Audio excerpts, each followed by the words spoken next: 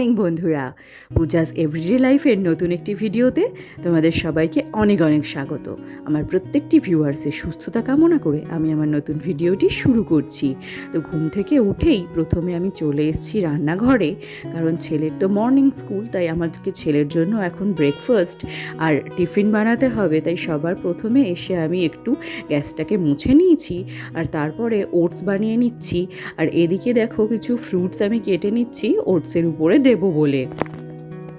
আর রোজ সকালে ওকে আমি বিভিন্ন রকমের খাবার দিই, তাহলে কি হয়, বাচ্চাদের তো দেখবে ঘুম থেকে উঠে খাওয়ার এমনিতে ইচ্ছা থাকে না, কিন্তু নিত্য নতুন খাবার দেখলে তবু একটু খাওয়ার ইচ্ছা জাগে।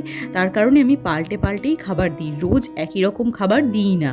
আর আজকের ব্রেকফাস্টে আমি ওর জন্য বানিয়েছিলাম ওটস, আর টিফিনে বানাবো ব্রেড আর বাটার। তবে ব্রেডটা এখনও আসেনি, আমার হাজব্যান্ড হাঁটতে গেছে, আসার সময় নিয়ে আসবে, যার কারণে আমি ওটসটা ঢাকা দিয়ে উপরে চলে এসেছি। আর ওর বই আমি আগের দিনই গুছিয়ে রেখে দিয়েছিলাম, তাই এখন জলের বোতলটা দিয়ে দিলাম। আর এই যে দেখো এখন ব্রেড এসে গেছে, আর ব্রেডটা আমি সেঁকে নিয়ে বাটার লাগিয়ে দেব। আর কি হয়েছে জানো, খুব তাড়াহুড়োই কাজটা করছিলাম, তো তাই ক্যামেরাটা ঠিক করে সেট করা হয়নি বলে পুরোটা আর ভালো করে ভিডিও বানাতে পারিনি।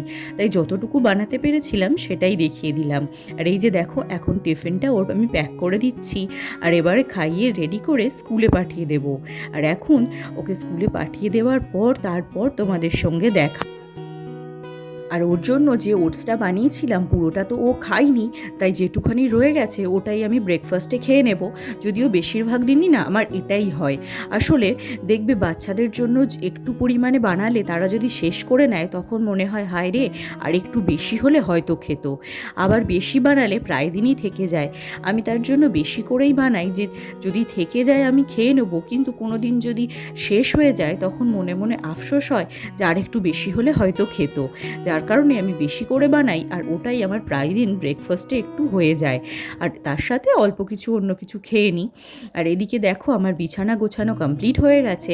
এখন সোফাটাকে ভালো করে ঝেড়ে নিচ্ছি, কারণ এই ডাস্টিংগুলো আগে করে নিয়ে তারপরেই আমি ঘরদোর মোছা পরিষ্কার করা পছন্দ করি। তাহলে কি হয়, একটানাই ধুলোটা পুরো পরিষ্কার হয়ে যায়।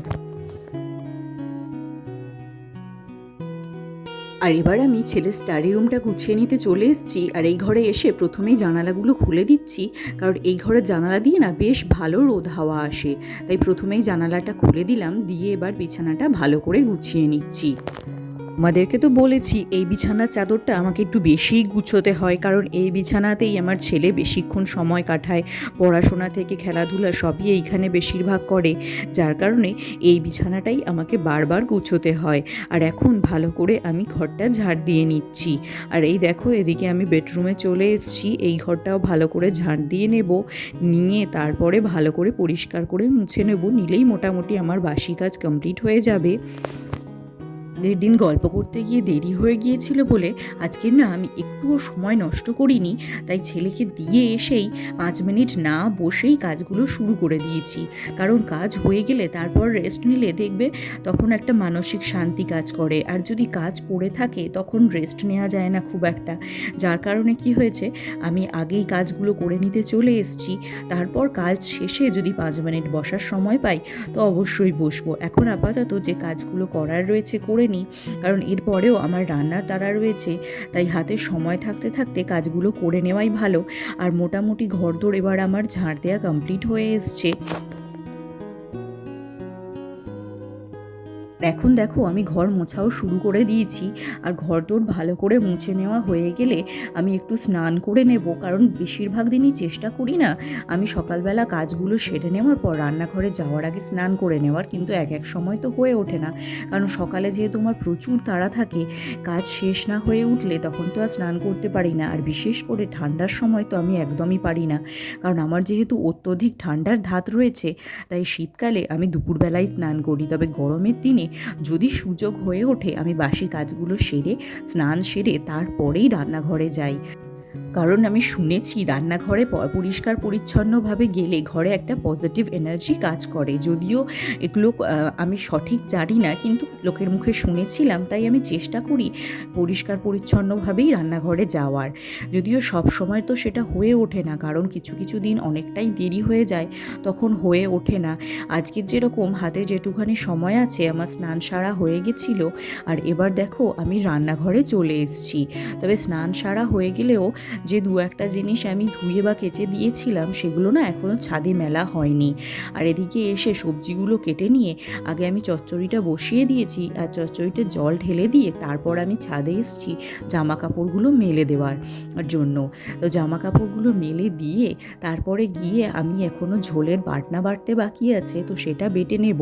আর আমি না মশলা বাটার যে জায়গাটা, ওটা রান্নাঘরে রাখার জায়গা পাই না, কারণ আমার রান্নাঘরটা তো খুব ছোট। তাই আমাদের একটা দূরে উনুন রয়েছে, সেইখানটায় মশলা বাটতে যেতে হয়, সেইখানেই মশলাটা বেটে আনি। সেই কারণে তোমাদের সাথে আর শেয়ার করতে পারি না। আর এখন দেখো আমার চচ্চড়িটা নামানো হয়ে গেছে, আর এদিকে মশলা বেটে এনে আমি মাছ ভাজতেও বসিয়ে দিয়েছি। আর এদিকে মাছগুলো এখন আমি উল্টে নেব। মাছগুলো ভাজা মতো হয়ে এসছে এই সাইডটা, তো অপোজিট সাইডটাও ভালো করে ভেজে নেব নিয়ে। আর এখন আমি ঝোলটা বসিয়ে দিয়েছি।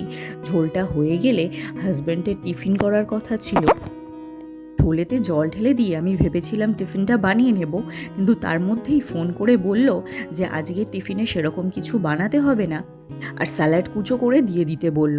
দেখো আমি মুড়ি আর স্যালাড কুচো করেই দিয়ে দিয়েছি। আর এর সবথেকে বড় কারণ হলো ও বাজারে আজকের চেঙো মাছ পেয়েছে, আর আমার হাজব্যান্ড না বিভিন্ন রকমের মাছ খেতে মারাত্মক ভালোবাসে। ওই কারণে বলল যে মাছটা নিয়ে আসছে, আর আমি যেন মশলাটা রেডি করে রেখে দিই। আর আমি এদিকে যেহেতু টিফিনের তাড়াটা ছিল না, টিফিনে ওই অল্প কিছুতেই হয়ে গেছে, তার কারণে মাছের জন্য টমেটো, পেঁয়াজ আর আদা রসুন সমস্ত রেডি করে রেখে দিয়েছিলাম। আর আসতেই এই দেখো মাছের ঝাল বসিয়ে দিয়েছি আমি। আর আমি না খুব একটা মাছ চিনি না, তাই প্রথমে এই মাছটাকে দেখে আমি বেলে মাছ বলেই ভেবেছিলাম। আর আমার মতো তোমরা কে কে আছো বলো তো যারা মাছ চেনো না? তবে আমার ছেলে না এই সব ব্যাপারে একদম ওর বাবার মতোই হয়েছে, ও খুব ভালো মাছ চেনে, কিন্তু আমি না এখনও পর্যন্ত ভালো করে মাছ চিনি না। আমার তো রুই মাছ আর মৃগেল মাছও এখনও গুলিয়ে যায়। যাই হোক, এদিকে দেখো মাছের ঝালও আমার মোটামুটি হয়ে এসছে। এখন এই গ্রেভির মধ্যে আমি মাছগুলো তুলে দেব, আর একটু ফুটে উঠলে মাছটা আমি নামিয়ে নেব। আর এই যে দেখো আমার মাছের ঝাল রেডি হয়ে গেছে। আর তারপর একটু ব্রেকফাস্ট করে আমি এদিকে হাজব্যান্ডের ব্যাগটা গুছিয়ে দিতে চলে এসেছি। ছেলের যে ওটস করেছিলাম সেটাই তো বেশি ছিল, সেটা খেয়ে নিয়েছি। তবে সকালের খাবার থাকলে না ঠান্ডা হয়ে গেলে সেটা যতই গরম করে নেওয়া হোক, সেটার টেস্টটা সেই রকম থাকে না। কিন্তু কী আর করা যাবে বলো, যেদিন করে অল্প করি সেদিন করে মনটা খুঁতখুত করে, যার কারণে একটু বেশিই করি। আর তাতে বেশি হয় হোক, যেরকমই টেস্ট লাগুক না কেন, আমি সেটাই খেয়ে নিই। আর এখন দেখো আমি গ্যাসটা পরিষ্কার করে নিচ্ছি। না শেষ হওয়ার সঙ্গে সঙ্গে পরিষ্কার করে নিলে ভালো হয়, কিন্তু না আজকে বেশ খিদে পেয়ে গেছিলো, কারণ 2-3 রকমের রান্না করতে। আর একবারে যদি সব বাটনাগুলো বা আনাজ করে নেওয়া যায়, তাহলে দেখবে সময়টা অনেক কম লাগে, দুদিকে রান্না বসিয়ে দিলে ঝটপট হয়ে যায়। কিন্তু যেহেতু বারবার আজকের আনাজ বাটনা করতে হয়েছে, তাই সময়টা একটু বেশিই লেগে গিয়েছিল, যার কারণে খুব জোর খিদে পেয়ে গেছে। আর ওই জন্য ভাবলাম ব্রেকফাস্টটা আগে করে নিই, তারপর এই সব কাজের তো আর এখন তাড়া নেই, এইসব কাজ পরেও করা যাবে। যার কারণে ব্রেকফাস্ট সেরে নিয়ে তারপরে এখন কিচেনটাকে পরিষ্কার করে নিতে চলে এসেছি। আর মোটামুটি দেখো আমার কিচেনটা পরিষ্কারও হয়ে এসছে। এখন এই দেয়ালগুলো একটু ভালো করে মুছে নেব, ব্যাস তাহলেই পরিষ্কার হয়ে যাবে। রেগুলার বেসিসে পরিষ্কার রাখলে সব থেকে যে জিনিসটা ভালো হয় আমার জন্য, সেটা হলো পোকামাকড়ের উৎপাতটা না কম হয়। অপরিষ্কার থাকলে দেখবে পোকামাকড় অনেক বেশি উৎপাত করে, আর পরিষ্কার জায়গাতে ওদের উৎপাতটা একটু কমই থাকে। তাই সবসময় একটু পরিষ্কার রাখারই চেষ্টা করি। আর এবার আমার জামা কাপড় কটা গুছিয়ে নেওয়ার আছে, সেই কটাই গুছিয়ে নেব। আজকে যদিও খুব বেশি জামা কাপড় নেই, খুব অল্প কটাই রয়েছে, সেইগুলোকেই ভালো করে এখন গুছিয়ে নেব, নিয়ে আলনায় যেগুলো রাখার রেখে দেব, আর বাকিগুলো যেগুলো তুলে রাখার তুলে দেব। যদিও খুব বেশি কাছাকাছি করছি না, কারণ কদিন পরই না ওয়েদারটা বেশ চেঞ্জ হচ্ছে, কখন মেঘ বৃষ্টি হচ্ছে, তাই একান্ত যেগুলো প্রয়োজনীয় সেইগুলোই কেচে দিচ্ছি, যার কারণে আজকের জামা কাপড়ের পরিমাণটা অনেকটাই কম রয়েছে। আর এখন দেখো দেখো এই চাদরটা তো এই বিছানার নিচে পাতা ছিল, তো এটাকে চেঞ্জ করে অন্য আর একটা পুরনো চাদর পেতে দিয়েছি, কারণ এটা অনেক দিন যাবত পাতা ছিল, তাই একটু নোংরা হয়ে গিয়েছিল। আর যেহেতু আমার আর হাজব্যান্ডের দুজনেরই ডাস্টে অ্যালার্জি না, সেই জন্য আমি চেষ্টা করি সবসময় একটু ভালোভাবে পরিষ্কার পরিচ্ছন্ন রাখার, তাতে কি হয় শরীরটা একটু কম খারাপ হয়। তার কারণেই এটাকে আমি চেঞ্জ করে এখন পরিষ্কার করে নিয়েছি। আর এবার দেখো এগুলোকে সুন্দর করে পাট করে নিচ্ছি, এগুলোকে শোকেসে রেখে দেবো। আর ওই 2-3টে যা জামা কাপড় বেরিয়েছে ওইগুলোই আনলায় রাখলে হয়ে যাবে। হলো আমার গুছানো তো মোটামুটি হয়েই এসছে, আর এগুলো গুছিয়ে রেখেই আমি ছেলেকে আনতে যাওয়ার জন্য বেরিয়ে পড়বো। তাই ভিডিওটাকে আর লেন্দি করব না। আর আমার ভিডিও যদি তোমাদের ভালো লেগে থাকে, আমার চ্যানেলটিকে সাবস্ক্রাইব করার মধ্য দিয়ে আমার দিকে বন্ধুত্বের হাত বাড়িয়ে দিতে পারো, আমার ভিডিওগুলোকে লাইক শেয়ার করতে পারো, এবং আমার ভালো লাগা মন্দ লাগা সমস্ত বিষয়ই আমার কমেন্ট সেকশনে জানাতে পারো। আমি চেষ্টা করব তোমাদের মনের মতো করে ভিডিওগুলো দেওয়ার।